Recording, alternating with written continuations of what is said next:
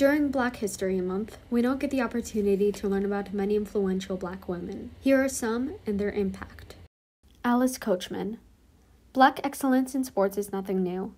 Alice Coachman laid the foundation for Black women to dominate in track and field, as the first Black woman to win an Olympic gold medal in 1948. Coachman bested her opponents in the high jump, an incredible feat considering she grew up in Albany, Georgia, where Black people couldn't access training facilities. Her rise to fame was during a time when society largely frowned upon women in sports.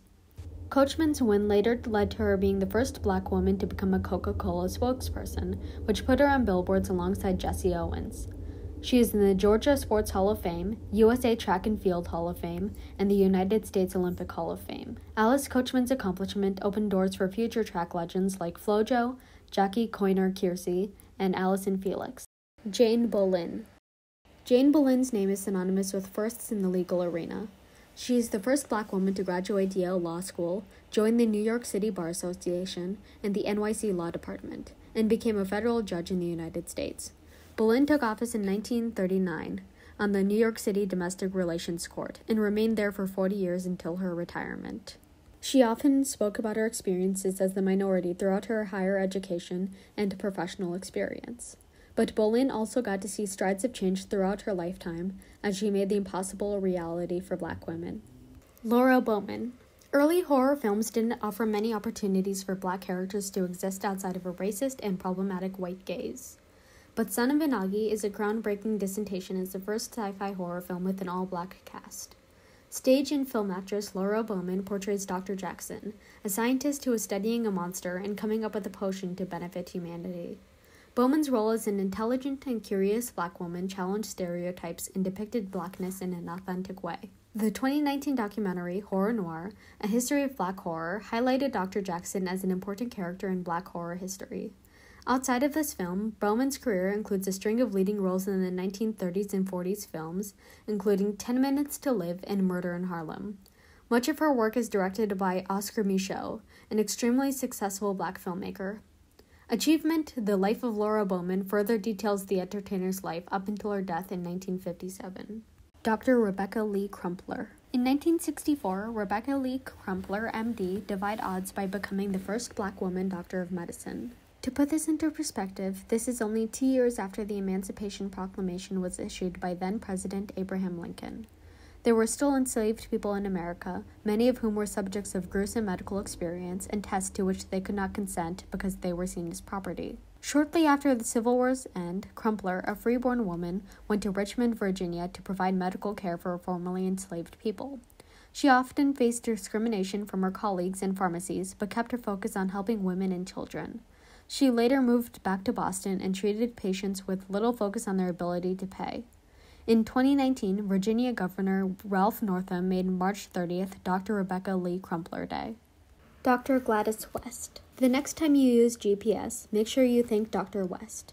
The mathematician and Virginia native's calculations and programming helped to make a geoid, a mathematical model of the Earth's shape, which is the foundation of the GPS. In 1956, she was hired by the Naval Proving Ground, now Naval Surface Warfare Center, to analyze satellite data, doing calculations by hand until she got into computer programming. She later joined the CSAT project as a project manager, using satellite data to create a detailed model of Earth. This years-long research later led to the development of the GPS. Like Dr. Katherine Johnson, this hidden figure story only came to light in recent years with the 2018 Associated Press profile leading to an induction into the Air Force Space and Missile Pioneers Hall of Fame. Interestingly, Dr. West prefers to use a map and calculate her own way to her destination instead of using a GPS. Diane Durham. Diane Durham paved the way for Dominique Dawes, Gabby Douglas, and Simone Biles as the first Black girl to win a USA Gymnastics National Championship in 1983. She began gymnastics training at 3, eventually leaving her Indiana hometown to start training in Houston. After her 1983 win, Durham began to prepare for the 1984 Summer Olympics, but had to pull out due to an injury. Unfortunately, she later learned that she wouldn't have qualified due to a missing important trial competition. Durham left the sport the following year, but her impact still resonates today. Her story made national news with her passing on February 4th, 2021. Evelyn Preer. Many people know about glamorous stars like Eartha Kitt and Dorothy Dandridge, but Evelyn Preer was a star in the Black community decades before their rise to fame. Preer's vaudeville performances led to filmmaker Oscar Micheaux casting her in his first film, The Homesteader, in 1919. The duo would team up for 9 more films, all of which fought against Hollywood's portrayals of Black people. Preer became known as the First Lady of Screen in Black communities as she transitioned from silent films to talking pictures while continuing to act on stage. She appeared in a few Paramount films, including The Framing of the Shrew, and refused to play any role that felt demeaning.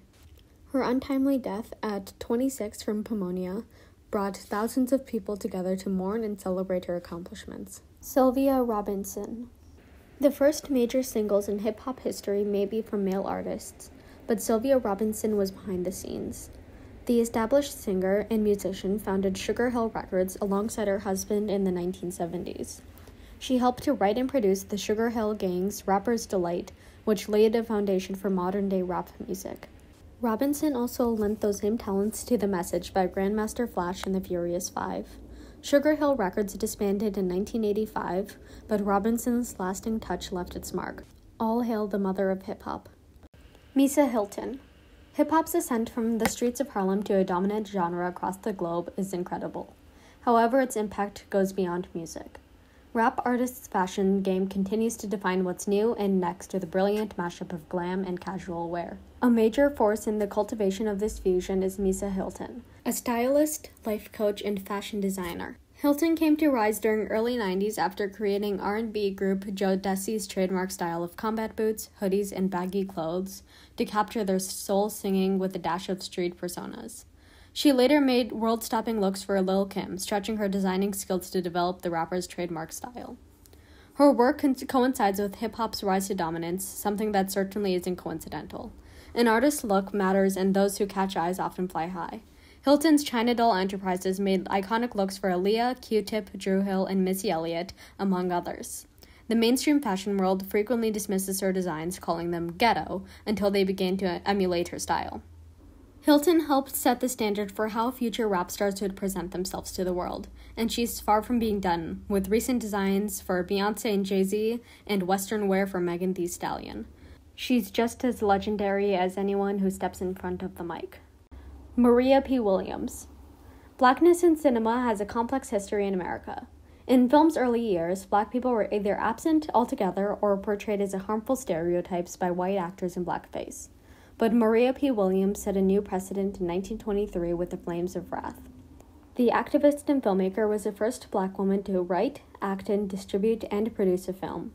The Kansas City, Missouri native was also the assistant manager, secretary, and treasurer of the Western Film Producing Company and Booking Exchange. Unfortunately, there's not much more information about her life, however, she set a new standard for who could develop and make films. Ida Gray Hampton. Racism and exclusionary practices have created barriers for all Black women, including those who are deaf or hard of hearing. Gallaudet University, the only liberal arts college specifically for deaf and hard of hearing students, was founded back in 1864 with only white deaf men in mind. It would take nearly 100 years for Ida Gray Hampton to be the first Black deaf woman graduate in 1957. Gallaudet did not admit Black deaf students until 1950. Hampton earned a bachelor's degree in education. She went on to teach at the Florida School for the Deaf and Blind before later earning a master's degree in special education. She later worked in the University of North Florida's multi-handicap department, eventually retiring in 1989. Black history is often framed through a very specific Black experience, but Black deaf people's contributions to the culture are just as vital and transformative. Crystal LaBeija. FX's groundbreaking series Pose is a love letter to the world of 80s and 90s NYC ball culture. During this time, LGBTQ people of color would participate in balls and walk in several categories for trophies, prizes, and a taste of praise and glory. They were celebrations of extreme talent and, as Pose's Blanca put it, gatherings of people who were not welcome to gather anywhere else. The idea of balls has been around for a while, but forming house collectives came from the House of LaBeija. Its founder and first mother, Crystal LaBeija, often faced discrimination while competing in drag competitions during the 60s and 70s. A specific instance of bias is documented in The Queen, with LaBeija speaking passionately about her opponent in a recent competition. LaBeija grew tired of the system and worked with another queen, Lottie, to start a ball for black queens. The event was promoted as the first annual House of LaBeija Ball and set the standard for having houses, a collection of found family who live together and compete in balls as a unit. They were typically comprised of LGBTQ youth who were discarded by family for being their authentic selves and slightly older house mothers and fathers who took them in. Ball culture continues to influence society with dance styles like voguing and phrases like shade and reading in mainstream media. The House of LaBeija still exists, and Crystal LaBeija is an often quoted legend. Shirley Chisholm. Congress is more diverse now than it's ever been. However, when Chisholm was attempting to shatter the glass ceiling, the same couldn't be said. During the racially contentious period in the late 60s, she became the first black woman elected to Congress. She represented New York's 12th District from 1969 to 1983, and in 1972 she became the first woman to run for the Democratic Party's presidential nomination. Her campaign slogan, "Unbought and Unbossed," rings even louder today. Senator Kamala Harris recently paid tribute to Chisholm in her presidential campaign announcement by using a similar logo to Chisholm. Hailed the godmother of the women's movement, Haidt used her background in education and social work to advance women's rights. She was a leader in the YWCA and the president of the NCNW for more than 40 years. She was also among the few women present at the 1963 March on Washington, where Dr. King delivered his famous "I Have a Dream" speech. Bessie Coleman. Despite being the first licensed black pilot in the world, Coleman wasn't recognized as a pioneer in aviation until after her death. Though history favors Amelia Earhart or the Wright brothers, Coleman, who went to flight school in France in 1919, paved the way for a new generation of diverse flyers like the Tuskegee Airmen, Blackbirds, and Flying Hobos.